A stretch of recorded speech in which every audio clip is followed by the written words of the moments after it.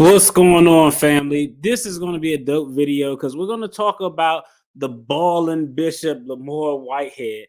Now, I did a video talking about this brother before. I don't know if y'all familiar in that, but this is the bling bling pastor who rides around in the Maybachs and the mansion and everything.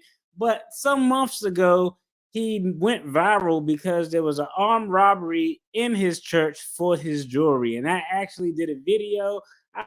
I'll probably link it in the description, but I had a video where I looked at that video footage and just kind of gave my analysis of that footage. Hey, I'm not an expert in committing armed robberies, but hey, as a person who's been involved in one, not the person executing the armed robbery, but as a person who, hey, a brother been robbed before. It's just some of those things that happen sometimes. But also as someone who defended people who were accused of committing armed robberies and prosecuted people who actually were found guilty of committing them, I did a video just kind of evaluating that armed robbery. Now, at the time of that video, it gave me some cause to pause. No offense to the good, but I've seen a lot of armed robberies in my day, and that one just looked a little suspect. It looked a little sketchy. But in this video, hey, what's going on? What's going on, sis? I appreciate you tuning in. Thank you.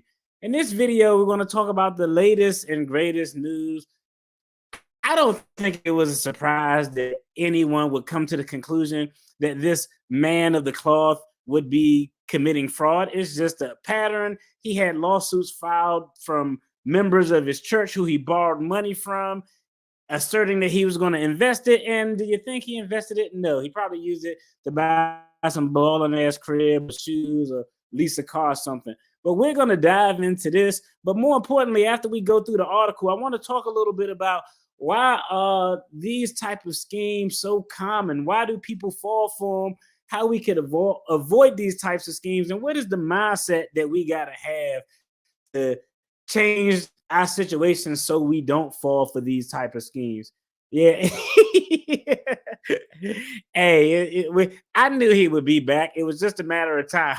So I knew he would be back. It was just a matter of time. So let me go ahead and pull the article up. I'm gonna read the article.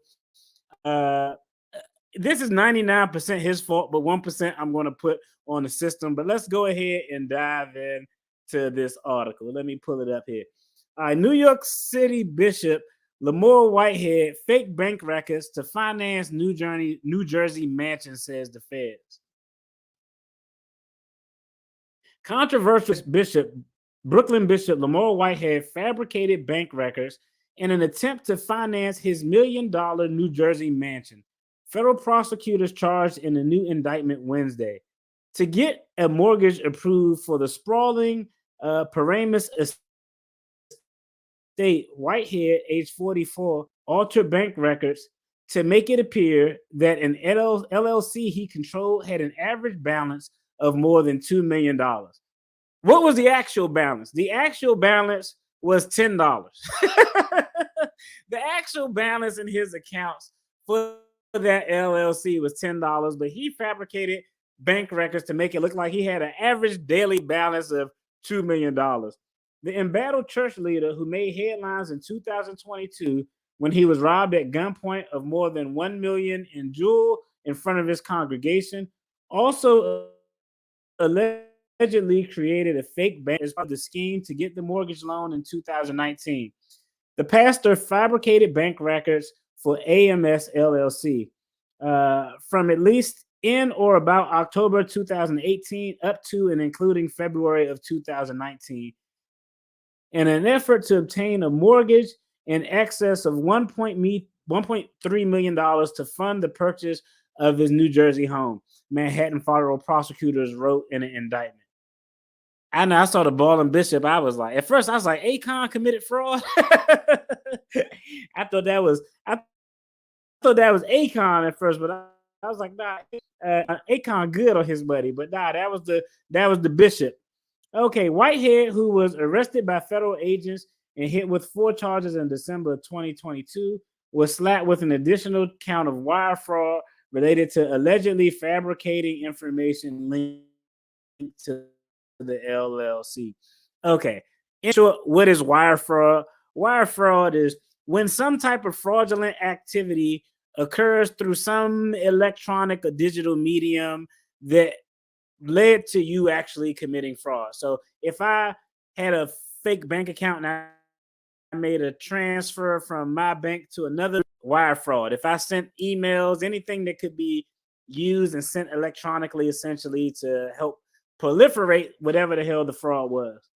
Whitehead leads a small congregation in a Canarsie section of Brooklyn called Leaders of Tomorrow. Leaders of Tomorrow Ministries, where he preaches he's a prosperity where he preaches he's a prosperity gospel and asks his followers to sow or donate money to the church. The pastor, who has ties to Mayor Eric Adams dating back to 2013, drives luxury cars and wears designer suits and pricey jewelry during his church services, as well as his recipients' appearance in federal court. Look at that. He hanging out with the mayor and everything. This dude just balling. After his arrest in December, the Post viewed a white Rolls Royce SUV and a white Mercedes G-Wagon parked in the driveway of his estate, which boasts 6 bedrooms and 7 bathrooms. Whitehead was previously charged for allegedly scamming a parishioner out of $90,000 and blowing it on luxury goods. He also faces extortion charges for another scam. He allegedly promised to use his influence to get favorable actions from the city in a real estate deal. That's a nice ass house. Hey, I ain't gonna lie. Hey, that's a nice estate right there.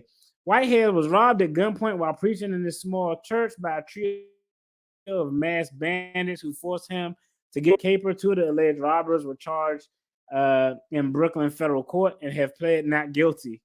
Whitehead faces dozens of years in prison if he is convicted on all counts. Oh, Lord. We are going to be fighting those allegations, his attorney, Don Florio, said Wednesday. I will be pleading not guilty when he is arraigned on the indictment and denies those charges. All right, so let's talk about this pastor and his good old leave Akon out of this.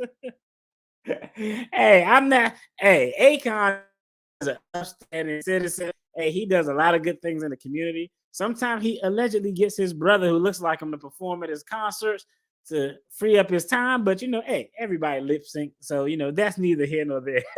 Leave Akon out of this. So let's talk about the good pastor and what he had going on. I saw the thumbnail. The 2006 picture I had was a picture. This is someone who has a habitual pattern of scheming, committing fraud, taking from people, and ultimately using the gift of gab. Being a pastor, if you aren't legit, is probably one of the best hustles. It's probably the best tools in tax money people can get.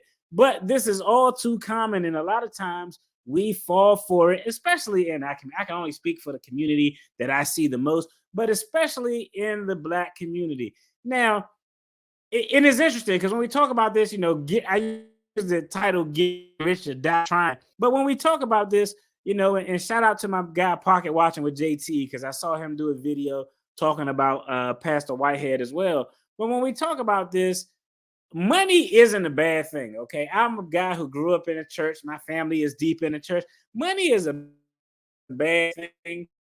And I know what your beliefs may or may not be, but it's 1,000. I'm 1,000% certain that, hey, as for me, I know God don't want me to be broke. Money is a means to an end. It gives us comfortability. The problem with money is if you love money too much, you may take people for granted. You may take advantage of people. And this is what we see a lot of times with these types of scammers. They are taking advantage of people and they prey in the community. Now, one of the dead giveaways, and this is a common thing that I've seen in all my years of defending and prosecuting fraudsters, is exclusivity and some type of connection. Without fail, any fraud that's going to cause you to get your wallet intercepted and lose some money, there is always some commonality or some cause that they want you to attach to be sympathetic. It could be religion, It could be on your blackness. Hey, we're black, and because we're black, we need to do this for the black community. And there are investments out there that have a high percentage of minority investors. Let's just think about this from a common sense and a common sense standpoint. If I had a profitable company and the goal of any company is to make money, I wouldn't, there's no way I would solely target my audience to one particular community. Think about it. What sense would that make? If I can get investors of all different nationalities and races to invest, everybody who is invested is going to eat more. The company is going to be more successful. That's kind of a method that fraudsters use to kind of just pull at your heartstrings. Like, okay, hey, y'all remember what happened? Hey, we come together as brothers and sisters to get an event. But people always use that. So anytime someone approaches you with something that's one, it's extremely exclusive. Hey, we can't let everybody know about this. Red flags should be going off in your head. But the other thing is, if they immediately try to pull the black card or the religion card, you should have alarms sounding off in your head, because a lot of times that is the mechanism that fraudsters use to build that connection. Hey, shout out to Dr. Umar Johnson. Leave Umar alone, man. I heard he was actually making progress on, so I'll leave that alone until we see some results. But the question is, why do people always fall for these scammers? Like, there is literally no difference between the bishop and someone who is selling you a course, grifting, saying that they make money investing when they make 90% of their money from selling the course. There's no difference from those two people who have those schools of thought. They find and identify a targeted community. They see someone who, okay, this person is probably going to be susceptible.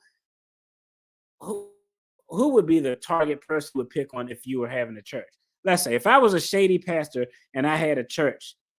Let's see. People love, hey, I see it all the time. There are a lot of women in church, right? Hey, it is what it is. If you line up the number of men and women in church, from my eyes, I've always seen more women in church than men, but there is some vulnerability there. There's some vulnerability there on both sides that people will take advantage of. Now, the easiest way to avoid this is by just changing your mindset. The bottom line is, if something seems too good to be true, it probably isn't worth a damn. And I know, I know, because when the pastor, when the social media guy who's selling you the course and he's getting out of his Bentley or his chopper is trying to sell you a course, hey, I told y'all before, hey, I used to work at a call center and I was selling credit cards. And on the screen on my computer, I would literally have the person's credit history right there in front of me. I could look at their credit history and say, this person definitely doesn't need a new credit card. But you know what they would give me? A notebook. And this notebook had to be about this thick. It was full of objections to rebut anything that you would say to potentially not make you want this credit card. Oh man, I don't know if I could get this credit card. I already got enough credit card debt. Well, let me turn to page 63. Well, sir, you can transfer your high interest balance this low balance. You know what's going to happen? They're going to transfer it, and like 90% of the people who do that never pay it off, and they miss that free low trial period, and then the next thing you know, they're in debt. But that same method is used to get you. So it's just kind of a shame that this behavior goes on. The worst part is, it's kind of a shame that people continue to fall for it. Still have members in this church. Like literally, like why did this dude still have members in his church? Who's going to his church after all the shenanigans that this knucklehead has been involved in? And he get that school up and running, man. He said he had to go outside to get some contractors done because the brothers were trying to take advantage of him contractually. But again, that's a whole nother story. And so I think one of the biggest things when it comes to people falling for the schemes of get rich quick and buying into these images and buying into all of this oh, I see this guy in the Bentley, or he's having this meeting in this mansion. That shit be rented. That stuff be leased. They borrowed the car from somebody. People are not living the life that so right now. Before the pandemic, I actually joined a group, and it was of just a group of first generation millionaires, and you can meet and network with these people, and they would give you ideas. I guarantee you, I know for a fact, three people I know in that group who are very well off. And I know they're very well off because not only have we had discussions, but they've actually shown me evidence of their actual wealth. None of those guys have ever been to a Lamborghini dealership in their life.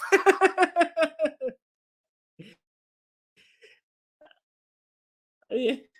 None of those guys, right? None of those guys have ever been to a Lamborghini dealership. None of those guys have rode a private jet, because the definition of how you define wealth is important. Like wealth for me isn't, I don't know what is wealth here? Like wealth for me isn't having a private jet in a big ass mansion. You know your house big when you got more damn bathrooms than rooms. That don't even make, how many shits can one family take? 6 bedrooms, 7 bathroom. How much shit is, that's a lot of shit, literally. Like it's like it's really crazy. But I think people have to redefine what wealth is. And wealth isn't having a lot of stuff. For me, wealth is a peace of mind, a calmness, not being stressed out over money. There's always going to be some stress with finances there, but trust me, the more prepared you are, the lower your stress level will go down, and that shit will make a big difference. You know, it's funny because my wife told me a story here. DFD confession time, right? And I think I told my guy Wolverine this, but this is a DFD confession time. Okay, when I was younger, I never really had all the ballionaires. I had a couple of pair, you know, maybe if tax season come up, moms will hook me up with something nice on my birthday or Christmas, but I never had all the flyest gear.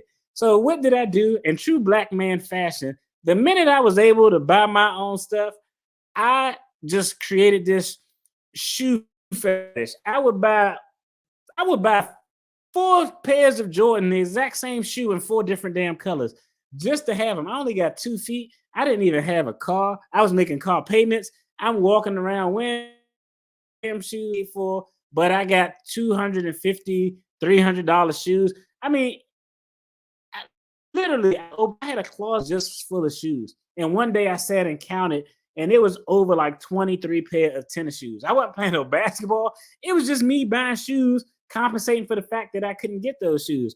So fast forward to my evolution as a grown up, and becoming a little bit more mature. One of my wife came to me and told me, she said, hey, DFD has some knockoff. Somebody tried to rob me for my shoes. You know what I'm gonna say? I'm like, hey, bro, go ahead, have them. I don't think these real anyway. You know why? Because I have a price limit on what I'm willing to pay for shoes. And I'm gonna keep it about. I could probably afford to buy some $500, $600 shoes, but I'm not spending, I'm not spending $500 or $600 on those damn shoes. That is crazy as hell, in my opinion. Now that doesn't mean that I don't. Hey, I got some shoes that are expensive, that are legit, but sometimes I'm like, you know what? I'm not wasting this money on that. So my wife came to me and said, you know, one of my friends, her and her husband was asked me like, why would you get like knockoff shoes when you can afford to get the real shoe? And I was like, because I'm not paying $500 for a pair of tennis shoes. Like if a shoe costs more than $200, I'm probably not gonna wear that damn tennis shoe if it costs more than $200.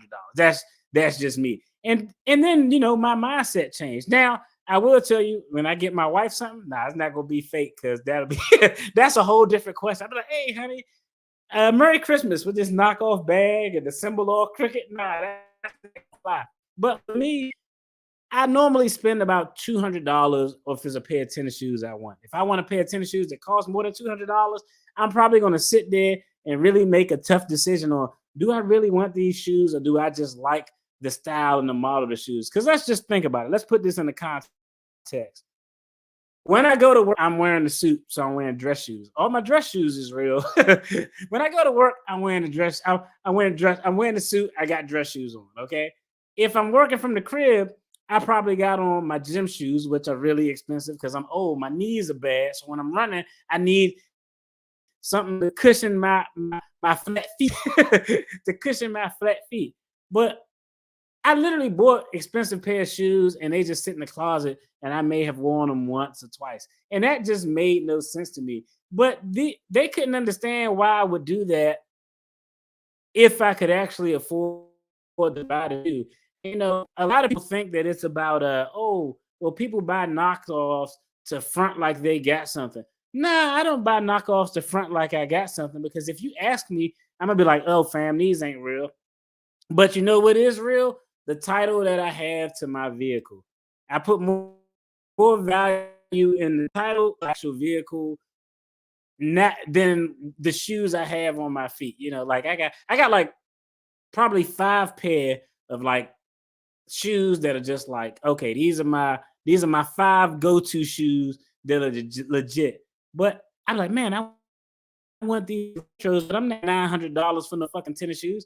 I'm gonna get some knockoffs, but that's just me. Everybody isn't willing to do that. Everybody's not built like that. Some people want the actual real deal, but let's be honest, you can't really find a real deal because one of my homegirls who bought some overpriced shoes off of one of those shoe we sell authentic legit check shoes. She was fake as hell. I know a fake shoe when I see it because I've been in the shoe game for years. But you can't even guarantee what you're buying is authentic anyway. Why spend $900, especially if you don't have the $900? But hey, hey, that's just me. That's kind of my approach. But we have to change our mindset and stop trying to impress other people because honestly, they don't care. Other people don't talk whether you got good shit on or whether you got jacked up shit on. Either way, they really aren't going to make a difference. So we can't build our life and build everything we do on trying to maintain an image of I have it, I got this, I'm successful. It's just one of those things where sometimes the best thing you can do is be comfortable with who you are, with what you have and what you can afford. And I'm not saying don't treat yourself because hey, we all got to treat ourselves every now and then, but you can't keep up a facade to portray an image of success. Trust me, I've been that way where I had all of the real shoes and all of the real gear, but when something broke on my car, I couldn't fix that bad, terrible feeling to have. And it's something that I don't think is that's something that could be avoided if you change your mindset. And so that brings me to another interesting point, okay? Because we want to talk, and me and my guy Wolverine had a conversation about this, okay? What is the best way to we've all tried to accomplish something in life and people doubted us. I don't care if it's with your finances, with your fitness, with your relationship, with your education. What is the best payback for someone who looked at you and said, oh man, you can't do this or you can't do that? Like literally, that's a good point. I don't even desire. Sis said, I don't even desire to have a bunch of stuff anymore. This sounds crazy. Sometimes I just sit back and I think like, what do I want? I honestly don't want I honestly don't want anything. It may be like something stupid, like, oh man, I saw like, what I'm excited about now? This is how I know I'm getting old as hell. I ordered some red rocks. Like, how the hell did you red rocks? Because I'm excited about doing the landscaping for my yard this summer. Like my yard, I want it to be the best yard in the neighborhood. Old man goes. That's how you know that you got a father and a 401k and responsibilities where like I get pleasure out of my yard. My big purchase that I made was buying some tarp, some red rocks, a new shovel, a new pick. I bought some new flowers, so I can plant them in the garden, and my yard is going to look immaculate. I'm gonna do a video of it, but that's the type of stuff that really motivates me. I don't really care about having money or having stuff. It's funny because I was with my son one day and I went to a beauty supply shop, right? Had to go get a do rag because it's almost that time to get my wave game up, right? And so I go into the beauty supply shop and there's this sister in there. She probably was, I don't know, maybe in her 20s into that effect. So as we're leaving out, I get into my car and she sees me get into my car. And when she get in my car, she comes over to talk to me and she's trying to have a conversation with me. It was hilarious. She was like, one, women don't approach like guys that much. So when they happen, we all kind of look at it. We be like you be dumb, like they be like, excuse me. You be like, who, me? Him? Who, me? Me? So all guys are a little flattered because women, y'all been getting approached since y'all was like 13, probably.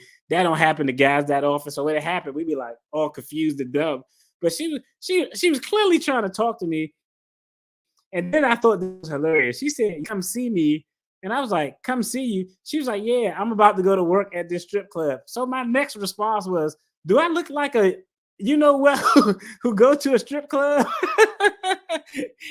And so it's funny because my son looked at me and was like, yeah, you do look like somebody who would frequent gentlemen's establishment. No, like, but all because of her appearance.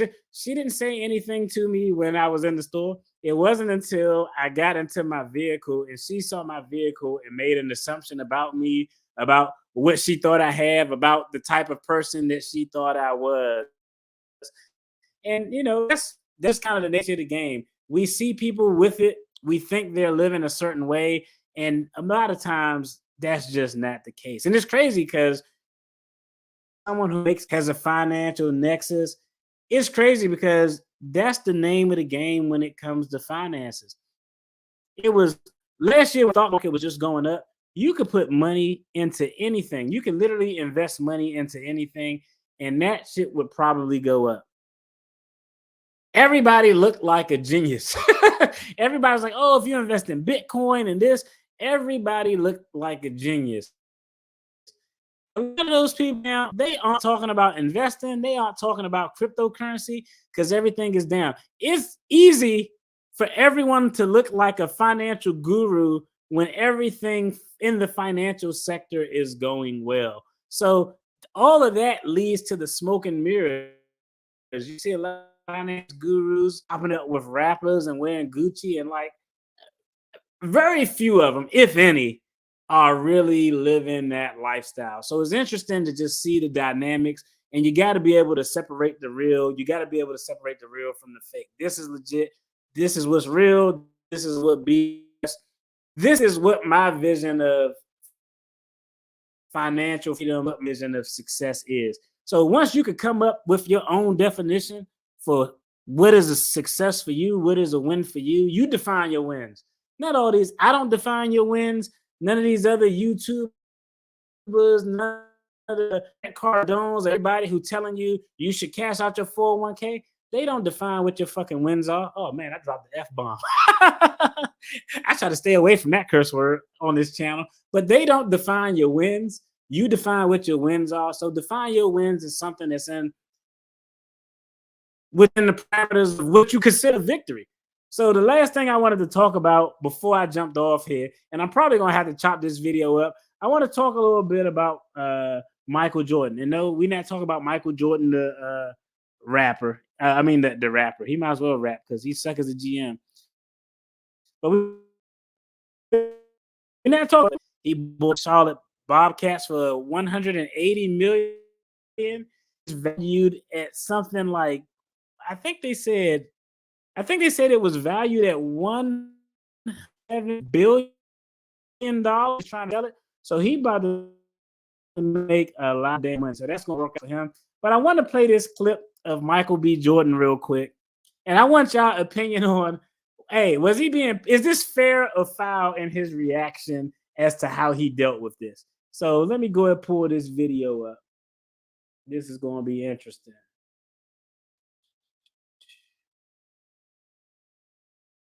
I know I got this brother on here. You know what? Let me just pull it up on the. I know, I pull it up on YouTube and the algorithm will pop it right on up.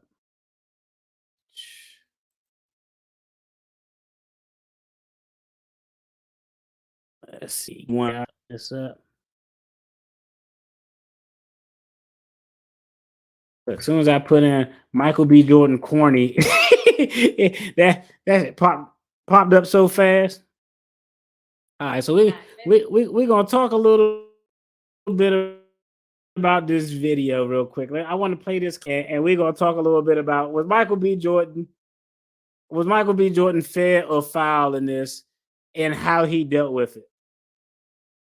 I already know your position, man. You all about having your get back.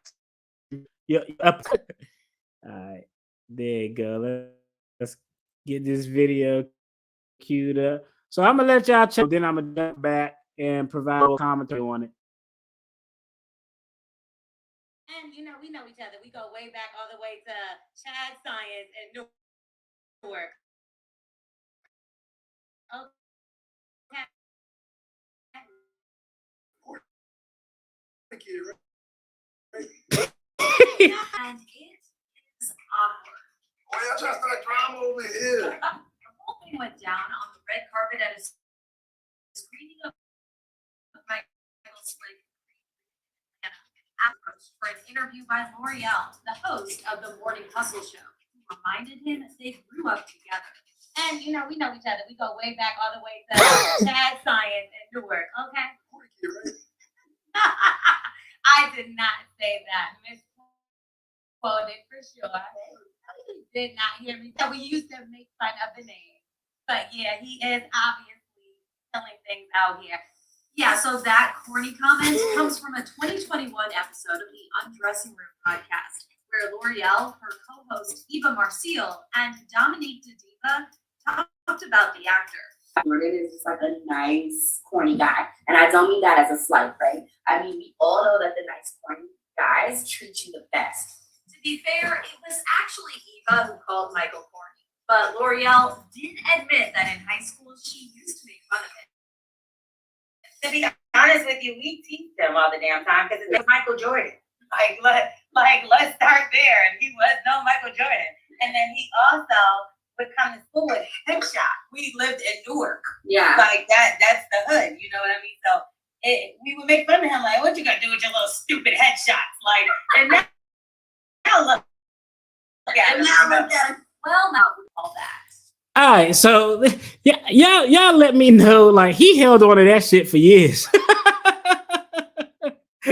All right, hey, but I know exactly how he felt. Like I think everybody kind of maybe had somebody who slighted them or somebody who give, and you come across that person later on in life, and you just got your moment to shine. Like was he petty in that moment, or do y'all think that was fair? Hey, he held on to that. If he was taking I guess if he wanted to take the high road would have been to just hey, not even acknowledge it, not even say it. But he held on to that shit from school for so long that he felt the need to bring it up. And I thought that was just an interesting take because I mean that shit happened, man. We remember when people say something to slight us or to knock our dream. We remember it, and I mean, I'm sure y'all just like me. I love proving people wrong. If you wanna get me to do something, tell me that I can't do it. Like that's the best way to get me to do something because I'm gonna bust my ass to do it just to prove a point. That's just kind of how I am. So it's interesting. I thought that clip was interesting to show that he held on to that. And it's funny because I want to say maybe it was 2019, right before everything went crazy and got shut down. I ran into a homegirl I went to high school with. So I was like, yo, let's catch up.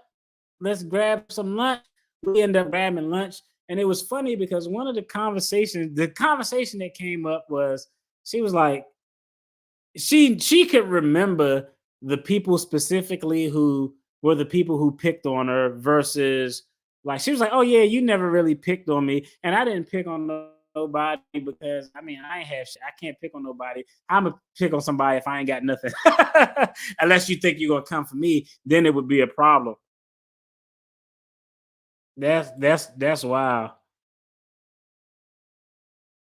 Yeah, he ain't Michelle Obama. When they go low, he go low too. I know that's because it's interesting. I would like to. I mean, like he won though. He won. Her job is to stand there and hold the microphone and wait for this dude to get out of the car and walk past and pray to God that he acknowledged her. Like in that moment, he could have not said anything if he wanted to because he won. He was the victor in that moment, but that shit bothered him so much. It bothered him so much that he felt the need to say something about it. And that's just be quiet as a kept. That's gonna be what it is. Whatever it is you set your mind to do, it's gonna be somebody who's gonna look at you like you crazy as hell. To this day, everybody in my family called me cheap. Nobody in my immediate family called me cheap, but everybody not in my immediate family, they think I'm cheap as hell. So they be like, "Oh, you cheap," or "You stingy." I be like, "Nah, I'm just you think I'm cheap because I'm not gonna give you something, or I don't want to do the unplanned shit that you want to do. Nah, that don't mean cheap. That just mean I'm an adult. like you can't ask me to do something the last minute, and I'm just supposed to pull money out to go do it. That's just kind of not how life works." But I thought that moment was interesting because hey, I know exactly how he felt in that moment. I remember when I graduated law school, and once I graduated law school, I started to get on social media. This was a long ass time ago because I don't know if it was MySpace. I don't know when it was. It was some old shit that probably old people still use now. And I remember I had like photos from my law school graduation, and everybody in the comments who I knew from high school was like, "What? I can't believe you went to law school. You went to law school? You're an attorney?" I was like, "What the hell y'all mean?" Like, I was a class clown and I joked around, but I did my work. I did my work. I did my work just because y'all ain't see me doing my work. She was lucky it wasn't 50 Cent. Oh man, what? 50 Cent? 50 Cent would have started a rival podcast to put her out of business because he is the king of petty. When I heard that dude bought out the concert, the first like 3 rows of Ja Rule's concert, just so nobody could sit there because they was on Groupon, I was like, man, this dude, he may be the pettiest person on the planet. But hey, I get it. I know the exact feeling that he had in that exact moment. And hey, shout out to him. Me, I just, a situation like that come up. I know I got the W, so I'm gonna take the W. But nah, Michael B. Jordan was like, man, he used to call me corny. What about those?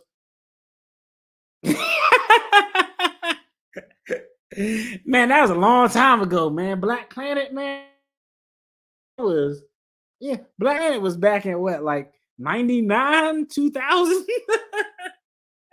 That was Black Planet. That was back in the day before social media was even cool. Because I think that just started out as just something for like HBCUs and colleges or something like that. But yeah, man, I know exactly how I feel it because every now and then, it's not a few times I came across some young ladies who didn't want to give a brother no play back in the day, and oh man, in my head I'd be like, oh man, you missed out. But nah, hey, you can't be petty. You move on. I just let them see the shine as I drive off into the sunset.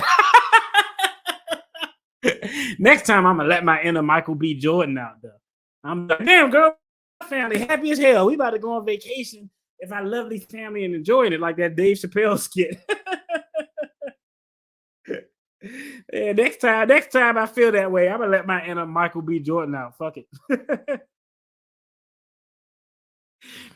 I know that's what I'm saying. Nobody knew, man. Like I told this to my son. I was like, my first 2 years in high school, I was a C student.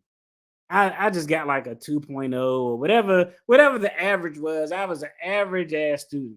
It goes, when I got on honor roll, when I went to go see like the how you guidance counselor, career advisor, and everything, and they help you say like, oh, do you want to go to college or do you want to do a vocational program and learn a trade? And I remember I went in her office, that damn heifer, I don't even know what her name is, but I went into her office and I was like, I think I want to go to college. And she pulled my transcripts out, was like, then she looked at me, then she looked back down, then she looked at me and was like, I don't think college is going to be the best route for you. I think you may want to consider going to barbering school. I was like, what the hell? Dude, I didn't go there. I didn't care about Barbara. Of all the trades in the world, she didn't say automotives or plumbing or electrician. She's like, I think you should go to barber school. I was like, I came in here to talk to your ass about college, and you telling me to go to barber school. That stuck with me, and I was like, you know what? After that interaction with my advisor or guidance counselor, after she told me that, that was the minute I said, you know what? I got to get on honor roll because this fool think I'm worthless. Yeah, man, I held on to that job. I wish I Hey man, she was, man. That's a heifer. Because what I was gonna say, I can't say because my mother raised me better than that, man. But yeah, she had the audacity to tell me I need to go learn how to cut hair. I was like, but I was thinking I could take the college prep track, and she was like, no, I think you need to take that track. I was like, no, this I left out. I left out of there, and you know it's funny because my mother and father are complete opposite. My mother's like, well, baby, you can prove her wrong, and you can do whatever you want to do. My father, I was like, I tell him a story. He was like, man, you don't gotta pay attention to what that what that heifer say. Like, he was the complete opposite. But hey, I probably should thank her because but for that, I probably wouldn't have been motivated. But after that interaction, I was actually doing my work, man. He told me to go to job corps. Yeah, man. After that interaction, I started doing my work, and I was like, you know what? I'm gonna be on honor roll. That was when I realized that people on honor roll who actually did good in school got extra privileges. I don't know if you remember this, Wolverine, but when the Roots came out and they had that song with Erica Badu, I'd never forget. It was the first time I was on honor roll, and they called all these students out to come to the cafeteria, and I was like, man, what the hell did I do? I'm sitting there thinking, like, man, I ain't skipping no classes. I ain't leave school early. What the hell is going on? And I went there. They had a concert where the Roots came to the school during school hours and performed. It was all the kids in there with glasses like me and pocket protectors and those red cool kids who were in school. And they had like, it was like an ice cream social. And I was like, damn, I've been out here getting C's and D's all this time. I should have been making honor roll if they're going to give a brother a concert. Yeah, I'm telling you, man. So yeah. Oh, if I saw her, I would meet Michael B. Jordan her. Yeah, I would definitely Michael B. Jordan her. It's funny though. I used to remember her name because I remember I ain't gonna lie. I tried to look her ass up on social media. I was gonna look her ass up and just put a picture of me graduating with all my awards and regalia on. Yeah, she would definitely get the Michael B. Jordan treatment. She got to get the Michael B. Jordan treatment because you know she was the one who she crushed my dreams as a child. So hey, now in hindsight, maybe this girl crushed Michael B. Jordan dreams as a child when he had his headshots up. So he had to so he had to do what he had to do. But hey, sometimes those haters, you gotta use those haters to push you through and motivate you. So I'm not giving Michael B. Jordan no flack for that. Hey, he took the road he decided it was best for him to go on. And I mean, this chick got to go back to her podcast, and she just looked stupid on the red carpet. His look though was hilarious because as soon as I saw him making the look, I was like, "Oh, this dude about to say something." I said he been holding on to something since that science class in ninth grade. Probably he couldn't wait to get that stuff out. So I thought that was hilarious. Hey, I'm glad you enjoyed the laughs. I gotta get ready to get out of here. I'm about to go to the movies with the family. My monthly movie pass. We about to go see Cocaine Bear. We about to go see a movie. A black family about to go see a movie about a bear who went on a cocaine binge blood rage. The concept for that movie is so wild. But I'm about to get out of here. Yo, I appreciate all y'all for tuning in and for checking out the video. Make sure y'all have a good weekend. Be blessed. Take care. Peace.